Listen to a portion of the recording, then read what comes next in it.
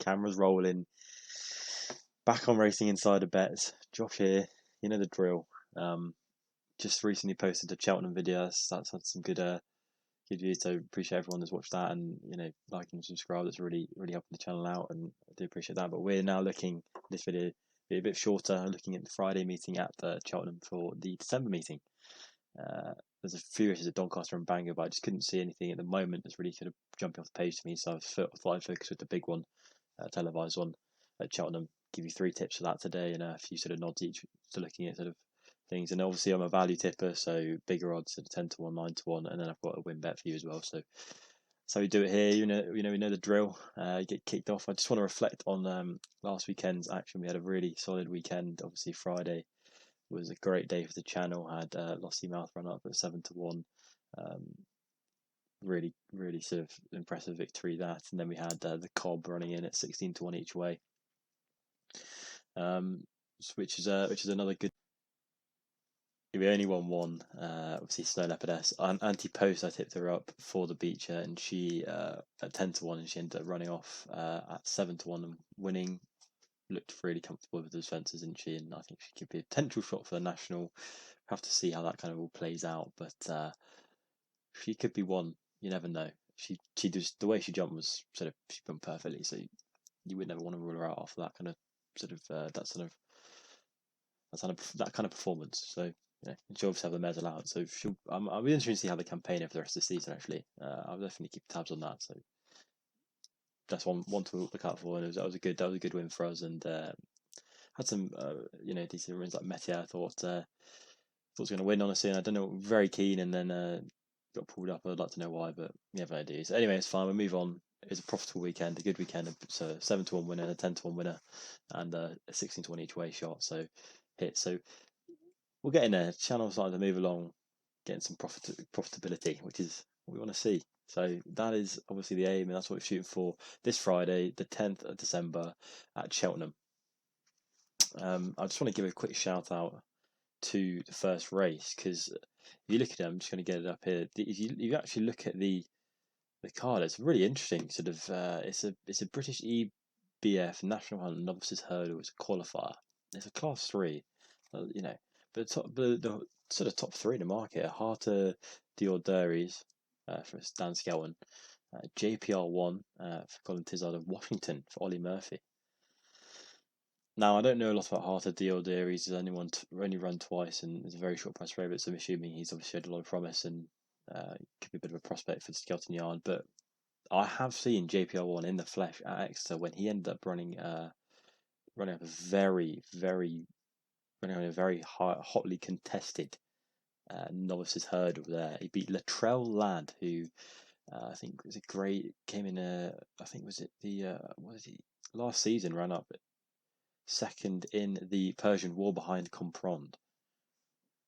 That's pretty solid form. And then I Am Maximus as well, with a hotly tipped up Nicky Henderson prospect, who's only beat My Drogo at Cheltenham in a national hunt flat race in a year ago October, and then reappeared. Obviously, first time I ever heard was at Exeter, and came third in that. So that's some pretty strong form. And behind him there as well was Triple Trader, who ran on for Colin Tizard as well at Sandown to come third last weekend behind Naturally High. So I mean, that's that sort of novice hurdle race on I think it was literally like a Wednesday at Exeter. It's got some really interesting form line there, and JPR1 was a very convincing winner there. Definitely one to look out for, and he's coming from all the way from 9 to 2 to 11 to 4. So market mover, and I wouldn't be surprised if he does it again. But Washington as well, undefeated.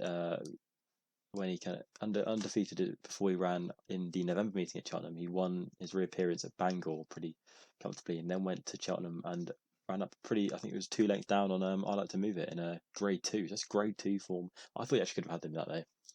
I wasn't particularly sure about the Edding Coleman ride. I didn't know if he didn't really. I think he had a chance on the last out, and he didn't throw him at it, but. That's a really interesting race, and 3 to 1 Washington is a big price if you ask me. But I wouldn't not tip it. I'm just going to, because it's such. I think it's very competitive, because Socialist Agenda is 20 to 1 as well. For LJ Morgan, I know he was a bit of a prospect before he fell when he was sort of odds on, I think, in his at market raising when he kind of came up. So it's a very deep race. Definitely one to keep an eye on. If you can watch it, I would definitely be interested to see who kind of comes to the fore in that, because that's a really interesting race. So, but anyway, enough jabbering on about that. We're going to move straight on to the 1240, and this is, funnily enough, right? I'm just going to preface everything. I've picked the first, so the 1240, the 115, and the 150. That's not meant to do it. It's just how it's worked out. So we've got it back to back to back. It's kind of nice as well. Okay, it keeps it going. You're only really watching for an hour, so and you've got three sort of runners in the fold. So anyway, we'll move on. The 1240 Cheltenham, the Tiggy's Trust Novices Limited Handicap Chase. It's a Class 3 over 1 mile on a 3 miles of 1 furlong. Jesus Christ! So it's sort yourself out, Josh. Yeah, I can't get my words out. My bad. And the one I like in the look of it is Eva's Oskar 10-1. 7-year-old gelding out of Scirocco, who is a pretty interesting sire. But it's trained by Tim Vaughan and has the mount of Alan Johns, and this is a very sort of well worked partnership. They've been on Eva's Oskar for a few times now, and he's I think he's a little bit overpriced here. I mean, the top of the market is Korak Rambler, Koa Soren, and under supervision with Barbados Buck as well. I think that's obviously it's a pretty strong race, but I wouldn't put Eva Oskar completely out of it if you ask me. I mean, had a very interesting hurdling career, run a Class 2 up at Chepstow a couple of seasons ago, and then with a third in Grade 2 at Doncaster. So not terrible. And then last season reverted, was switched to the bigger obstacles, obviously. I made a pretty poor start. I think only ran up I think I had 4 races or 3 races and ran up 4th in all of them, which is pretty consistent at least, but wasn't brilliant. Didn't show like incredible ability. But then coming back, starting the season off, won at Chepstow over 2 miles, over almost 3 miles. It was just under 3 miles by like 100 yards. And won that pretty nicely. Looked like definitely come on for his break, and jumping out a lot more fluently, which is what you like to see. And then that was in October, and then in November the 19th, I'm pretty sure it was. I was there at Ascot on the Friday, and he ran up a very, very, very close second in the, it was the last, and won that pretty nicely. Looked like definitely come on for his break, and jumping out a lot more fluently, which is what you like to see. And then that was in October, and then in November the 19th, I'm pretty sure it was. I was there at Ascot on the Friday, and he ran up a very, very, very close second in the, it was the last race of the day, maybe there, and I think he was right in the mix, and then came to the last, jumped it nicely, pinged it as well, and was getting there every stride, and then just ran out of grass at the end of it. But they're stepping him up in trip today to 3 miles and 1 furlong. Obviously, that's probably about a 2 furlong increase. If he'd have had that for the Ascot run, I think he probably would have ended up winning. He was hotly back that day, and I think he's certainly an interesting prospect. He can, I think, he'll definitely stay. He looked like he'll shape to go that trip. He's a decent jumper of a fence, and I think he'll be fine as long as the ground stays at good to soft. And because it's the second race of the day, it gives him a bit more sort of belief that it will. The rain obviously might come overnight, and the moment the ground is good to soft, if it does go to anything softer than that, you never know. He's not. He doesn't have like incredible form. Has some sort of form lines on soft and heavy ground, but predominantly is a good soft horse at the moment. But you never know. I just thought I thought I'd put that out there, because that's probably why I think he's 10 or 11-1 in places. But yeah, he's only gone up £2 to that Ascot sort of effort, and I think he's well within his mark. Over hurdles, he was going off 133 or 134, and he's only off 132 here, so it's not really out of the question that he's going to be able to sort of cope with the rise. And I think he was also at 10-1 or up some good value in the second race of Cheltenham on the Friday. So then we're going to move on to the next race, the 115. It's the Catesby's Handicap Hurdle, over 2 miles and 179 yards. Now, at the top of the market is Broomfield Berg. Nicky Anderson trained horse, is pretty keen going, and is interesting coming into his handicap debut. And so he is a short price favourite at the moment, 15 to 8. So not really much value there. The one I like is looking a bit further back in the field. Is a 9 to 1, and I'm really gonna apologise for my pronunciation of this because I'm gonna absolutely butcher it. But it's Punxsutawney Phil. Punxsutawney Phil. Punxsutawney Phil. Brian Ellison trained. Sean Bowen has the ride. I know I butchered it, but it's fine. I think I'll be screaming just Phil when he comes. Hopefully, when he's running up the hill at Cheltenham. But yeah, no, yeah. So anyway, he's only ran 4 times over hurdles. He's won once and placed twice. So he's won up at Sedgefield at a maiden hurdle. That was not last. It was at the start before last, and was second at Perth last season, as well as third at Stratford behind Cromprond, who ran up fourth at Cheltenham in the November meeting in the Grade 3, behind Adagio and obviously West Cork and No Ordinary Joe, and won the Persian War last season as well. And then Percy's Word, who has some pretty frank that form further as well. So that's not bad going really. Punxsutawney Phil, or just Phil, men like Phil. And then last time out, it was fourth in the November meeting at Cheltenham. I think on the Saturday, to Gow Road, Unexpected Party, and Mackleduff.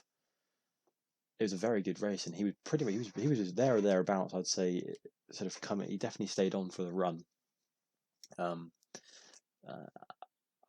It's interesting to see they're dropping him back because they clearly think he's got a bit of speed, he's got a bit of gas in the tank, and I think if he can handle that and if he shows he's got enough speed for it, I think he'll definitely give it a go. Sort of that back down a trip, because he's obviously going to stay. You know he will, and if the ground gets any softer, he loves it. He loves the sort of bit of cut in the ground. I think got really good form on soft and heavy ground and good soft as well. So he's won over distance at Sedgefield. So if the rain comes and even Oscar's a dud, Punxsutawney Phil will actually feel that. So there's a bit of a sort of juxtaposition of horses there, but I think Punxsutawney Phil could really represent some value because, as I said, Broomfield Berg is very free going at the front, and you never really know what you're going to get. And it's first time in a handicap. So I think Punxsutawney Phil retained a really workable mark. Didn't move anything up for that Ascot for the last run at Cheltenham, but ran really well. And I think dealt with Cheltenham quite nicely. And the step down in trip I think will really help because he'll stay on up the hill even better than he did last time. So I'm quietly confident on Punxsutawney Phil, definitely. And Sean Bowen is a good jockey, and obviously Brian Ellison knows how to train horse. So Punxsutawney Phil in the 115 at Cheltenham, 9 to 1 each way, 100%. That could be a really interesting shout, I think. And hopefully get the weekend going with a winner. I think we've got a real chance there at a price. I think he's definitely sort of been overlooked. And anyway, we're going to move on to the last one of the day is the 150, the CF Roberts Electrical and Mechanical Services Mares Handicap Chase.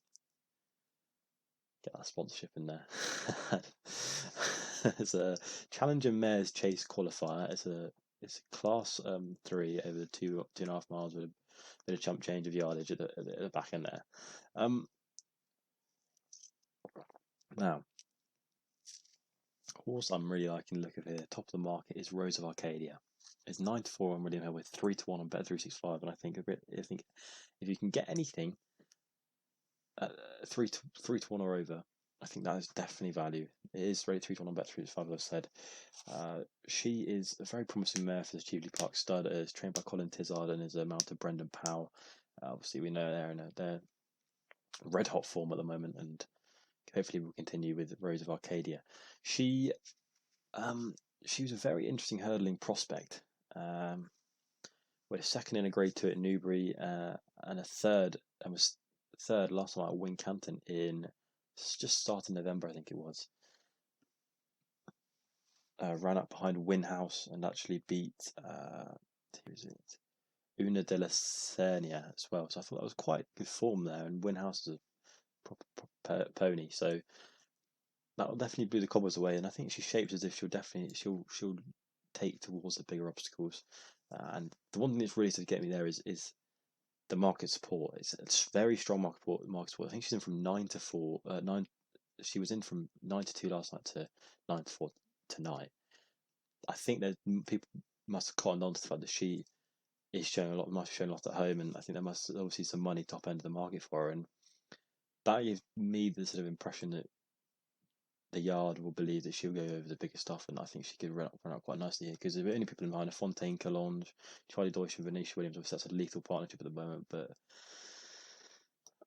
I just think catching Rose Arcadia unexposed at a really good mark, only running off 119, and I think she's definitely with a massive chance, especially with the market support. So if you can get a 3-1 win bet for sure, I think she could be a very interesting one. And that's it for me. That's all I'm tipping for Friday. Obviously, there's a grade 3, the Betfair Handicap Chase. I think Enerillo will win that. But Hurricane Harvey at 32 is an interesting shout. I'll just mention it with Rocco at 11-1. There's potential there. There's also a cross country cup, the Glenfarclas Crystal Cross Country Cup handicap. I think these are the Alia will actually reverse form back on the lash. I think the Alia is a good horse, but he's 4-1. But I'm not too sure of that. And Sporting John obviously runs tomorrow in the last, so it's a good, decent little card. But I think I'm just going to stick with the 3 I've given you already, and hopefully we can get kick the weekend off and right and get a few more winners on the board for sure. I'm looking forward to the Caspian Caviar Gold Cup on Saturday. So back on Saturday. I really appreciate you guys watching, and please like, subscribe, and obviously share your thoughts in the comments below if you have any particularly strong views on anything I've said or any horse of the day. We'd love to hear from you guys, and please like, subscribe, as I said, and catch you guys later. Hopefully get some winners. Come on.